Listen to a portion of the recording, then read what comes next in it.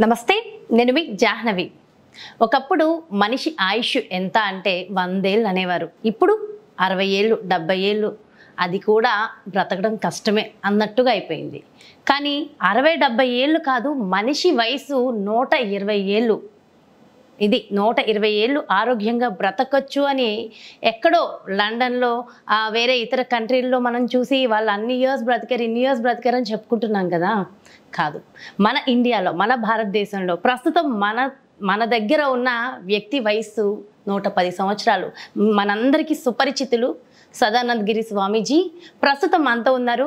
మరి ఖచ్చితంగా ఆయన ఆరోగ్యంగా ఆనందంగా జీవిస్తున్నటువంటి ఆ ఆరోగ్య రహస్యాలు మనకు అందించడం కోసం ఈరోజు మన ముందు ఉన్నారు.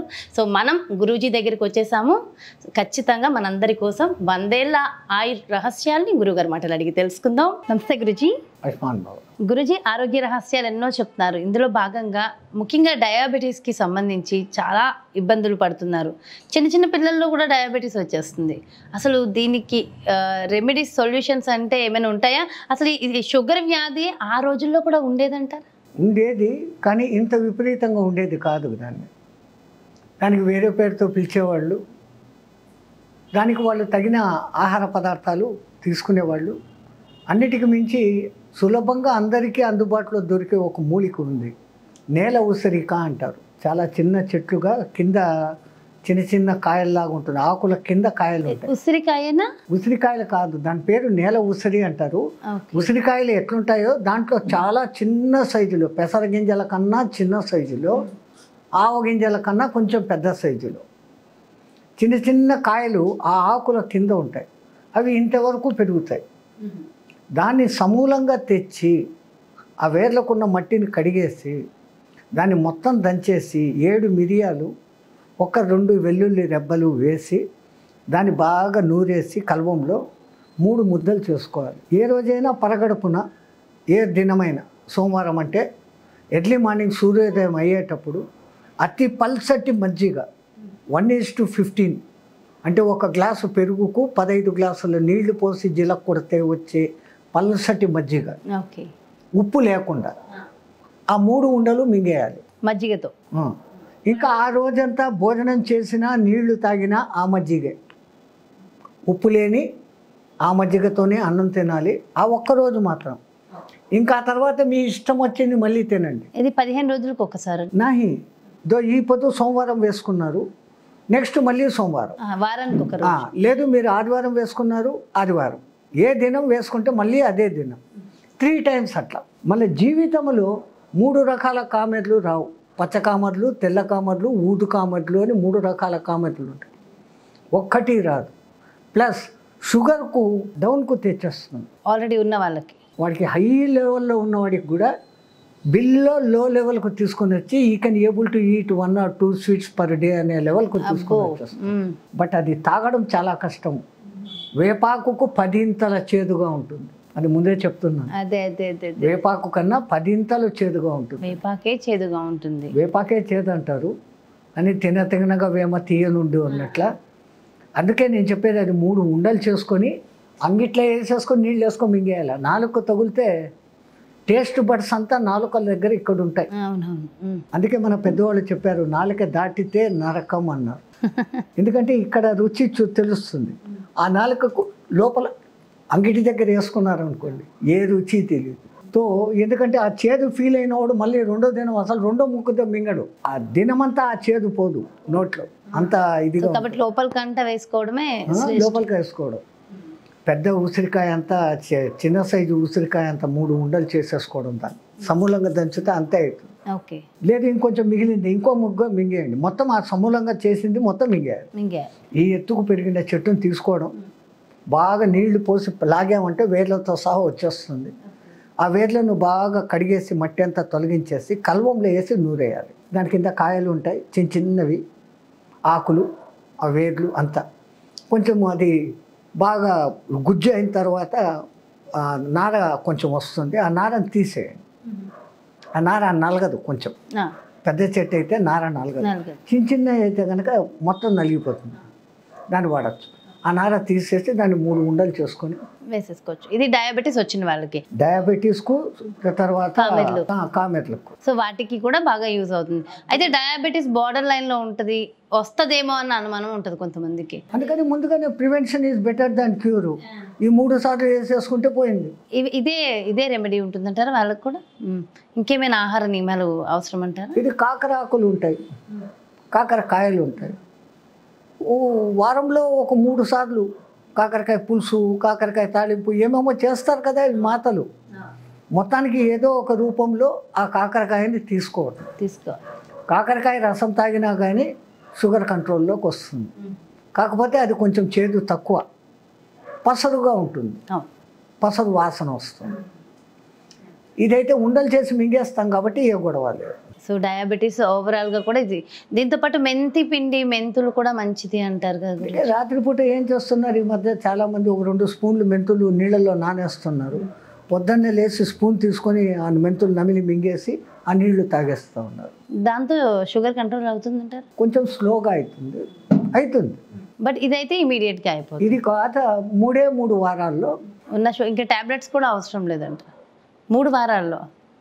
కాకపోతే చేదు ఎక్కువ ఉంటుంది. అది చేయడం రాలేని వాళ్ళు బయట ఏమైనా దొరుకుతుందంటారా? ఏముంది, ఎవరి దగ్గరైనా పోయి. ఇప్పుడు పాతకాలంలో అమ్మికల్లు అని ఉండేది, పెళ్ళిళ్ళలో దాని మీద కాలు పెట్టి మెట్టెలు వేయించేవాళ్ళు. ఇప్పుడు అవన్నీ ఎక్కడ సామెతలు, అసలు ఎవరింట్లో ఉన్నాయి మిక్సీలు గ్రైండర్లు తప్ప. అవును, ఇంకా పల్లెల్లో ఉంది ఆ సామెత. ఉన్నాయా? పల్లెటూళ్ళలో కూడా ఎక్కడ కనిపించట్లేదు కదా గురూజీ. ఇప్పుడు పల్లెల్లో కూడా అంత మిక్సీలు గ్రైండర్లే వచ్చేసాయి. కూడా ఎవరికి ఉండట్లా మనుషులు. ఎక్కడో చోట ఇంత బండ ఉంటుందమ్మా, బండ మీద వేసేసి ఇంకో బండ వేసి నూరుకోవడమే. ఎందుకంటే బండకు జరిగే రాపిడితో బండ యొక్క కణాలు కూడా కొన్ని కలుస్తాయి దాంట్లో. అది శక్తివంతం అన్నమాట. అయితే ఇంకొకటి, ఈ రోజుల్లో ఇంటర్మిటెంట్ ఫాస్టింగ్ అని చెప్పి చేస్తున్నారు. మీరు వినే ఉంటారు గురూజీ. అంటే 16 గంటలు ఉపవాసం ఉండాలి, 8 గంటల్లో మాత్రమే క్రమబద్ధీకరమైన ఆహారాన్ని తీసుకోవాలనే ఒక నియమం. 16/8 కాన్సెప్ట్లో ఇంటర్మిటెంట్ ఫాస్టింగ్ చేస్తున్నారు.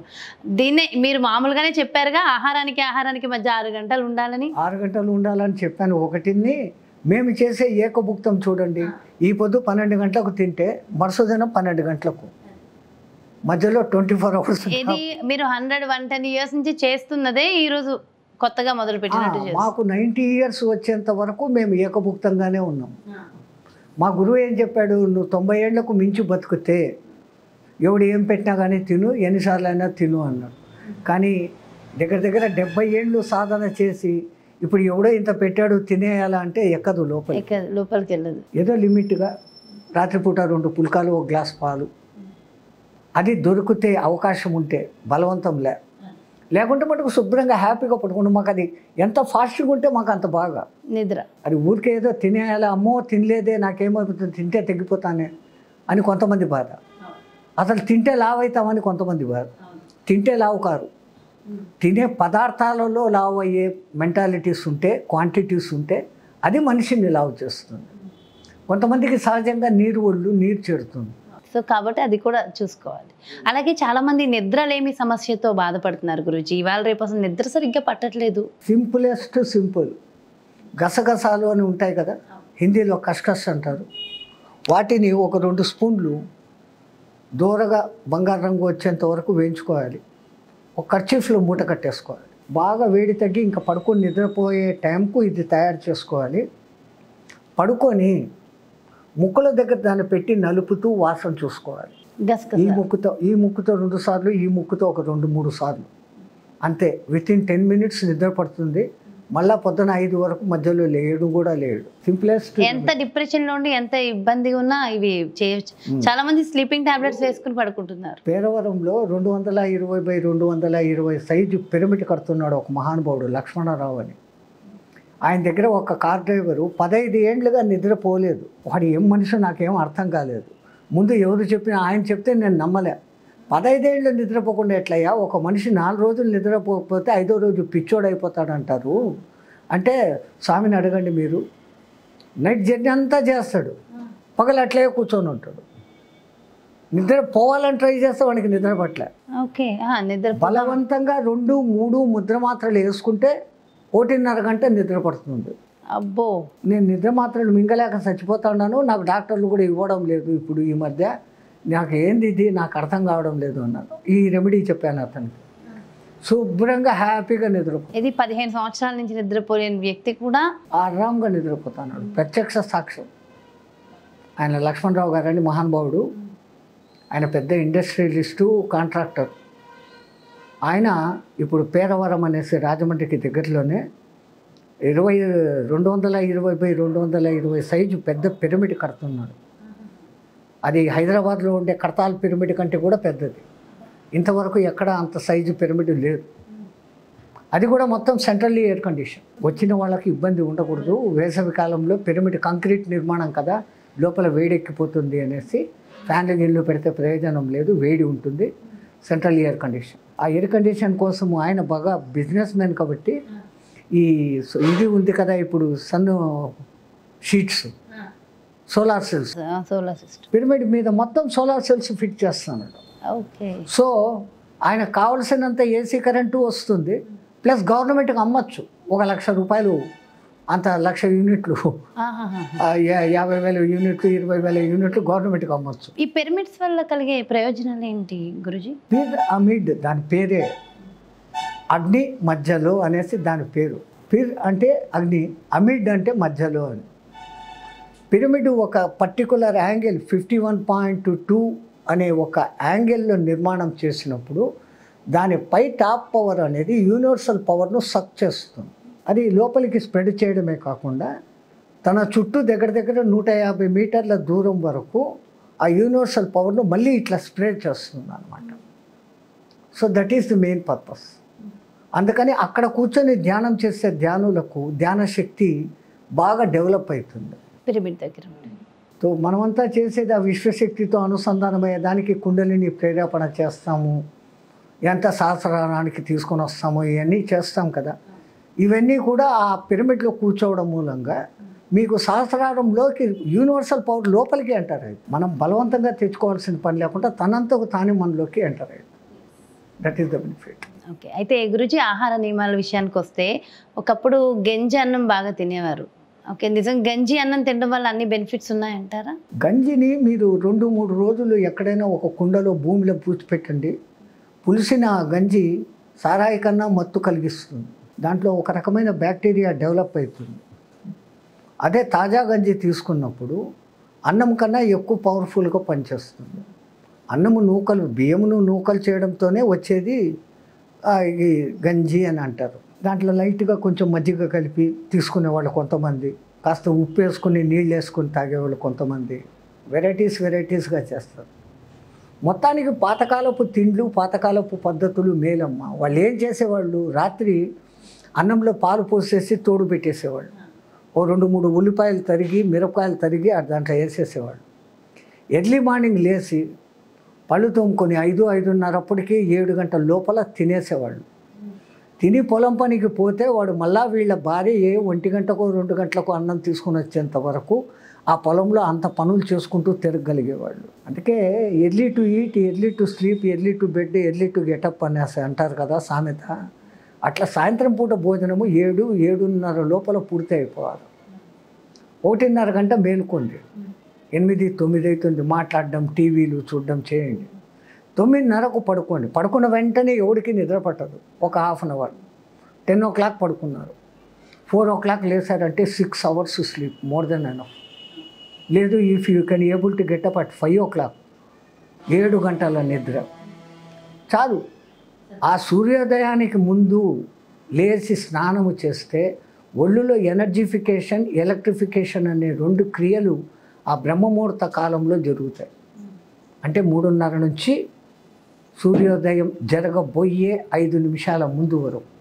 సూర్యోదయం జరుగుతున్నప్పుడు 50% రెడ్యూస్ అయిపోతుంది. సో బయటకు వెళ్ళి ఆ ఎనర్జీస్ తీసుకోవడం మంచిదే, ఇంట్లో ఉన్నా సరే వస్తాయంటారా? వస్తాయి. ఎందుకంటే దానికి గోడలు అవి ఏం అడ్డం కాదు.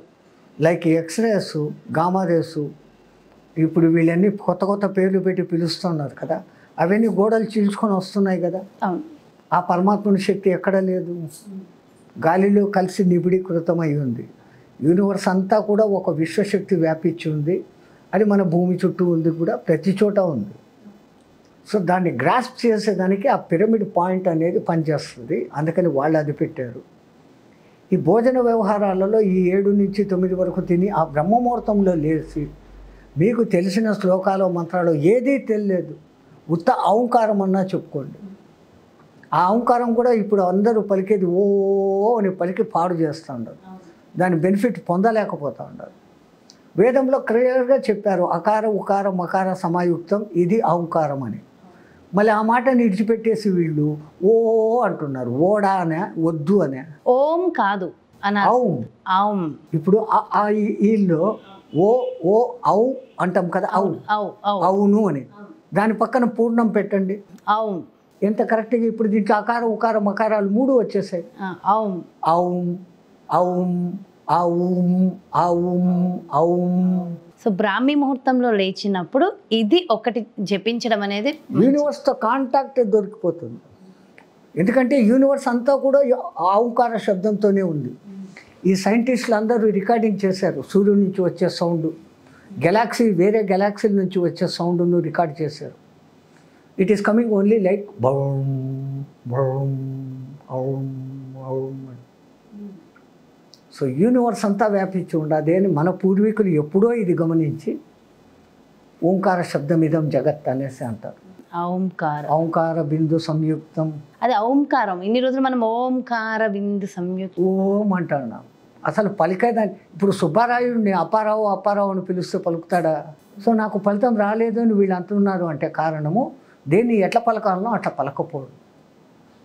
వేదాల్లో మంత్రాలు చాలా శక్తివంతమైనది. అక్షరములో తేడా వస్తే, దీర్ఘంలో తేడా వస్తే అర్థమే మారిపోతుంది. త్వష్ట ప్రజాపతి కొడుకు త్రిశూరుడు అనేవాడిని ఇంద్రుడు చంపేస్తాడు. ఆ ఇంద్రుడి మీద కోపంతో త్వష్ట ప్రజాపతి మళ్ళీ తపస్సు చేసి వృతాసురుడు అని ఒక రాక్షసుని పుట్టిస్తాడు. ఆయన పుట్టించి వాడిని చూసి కూడా వీడి శక్తి కూడా ఇంద్రుడిని చంపలేడు. ఒరే నాయనా వృతాసురా, నీకు ఒక మంత్రం చెప్తాను, ఆ మంత్రం నువ్వు జపించు కొన్నాళ్ళు, నీకు ఇంద్రుడిని చంపే శక్తి వస్తుంది అంటాడు. చెప్పు తండ్రి ఆ మంత్రం ఏదో అని అంటాడు. ఇంద్రశత్రు విభద్వ స్వహ అంటాడు ఈయన. వాడు రాక్షసుడు సరిగ్గా వినక ఇంద్రాశత్రు విభద్వ స్వహ అంటాడు. ఇంద్రశత్రు ఇంద్రాశత్రు ఏమనిపిస్తుంది? ఎక్కడ మీకు తేడా అనిపించదు. మొదటి మంత్రానికి ఇంద్రశత్రు విభద్వ స్వహ అంటే అర్థము శత్రువు అయిన ఇంద్రుడు నా చేతిలో చనిపోగాక అని అర్థం. ఇంద్రాశత్రు వివద్వస అంటే ఇంద్రుని శత్రువు అయిన నేను నాశనం అయిపోతుందిగా కానీ అర్థం మారిపోతుంది. ఒక్కటే దీర్ఘం బస్. అందుకని సంస్కృతం నేర్చుకోవడము అంత సులభం కాదు. సంస్కృతం ఈ మధ్య ఎవరూ నేర్చుకోవడం లేదు అంటే కారణం అది. ఎక్కడ అక్షర దోషం దొరుకుతుందో అని. కొంతమంది కూర్చొని పారాయణాలు అని గడగడగడగడ సూపర్ ఎక్స్ప్రెస్ స్పీడ్తో చదువుతారు. ఎన్ని దాంట్లో అక్షర దోషాలు జరుగుతాయో. ఏమన్నా అంటే 108 పూర్తి చేయాలండి. దేవుడు చెప్పాడు నీకు రికార్డు, 108 చేస్తేనే వాడు పలుకుతాడా? ఆ చేసే 3 సార్లు పలికినా దాని సరి అయిన స్వర ఉచ్చారణతో పలికినప్పుడు మనం దాంతో ట్యూన్ అవుతాం. ఆ ట్యూనింగ్ అనేది ముఖ్యం. కానీ అడ్డదిడ్డంగా చదివి పారేస్తే. అందుకే వేద మంత్రాలు చదవాలంటే కనుక దాంట్లో ఉదాత్త అనుదాత్త స్వరాలు అనేటివి ఉంటాయి. వాటి ప్రకారమే ఆ రిథమాటిక్లో చదివినప్పుడు మీరు చదువుతూ ఉంటేనే మీకు వినేదానికి ఎంతో ఆహ్లాదంగా ఉంటుంది, శరీరం రోమాంచితమవుతుంది.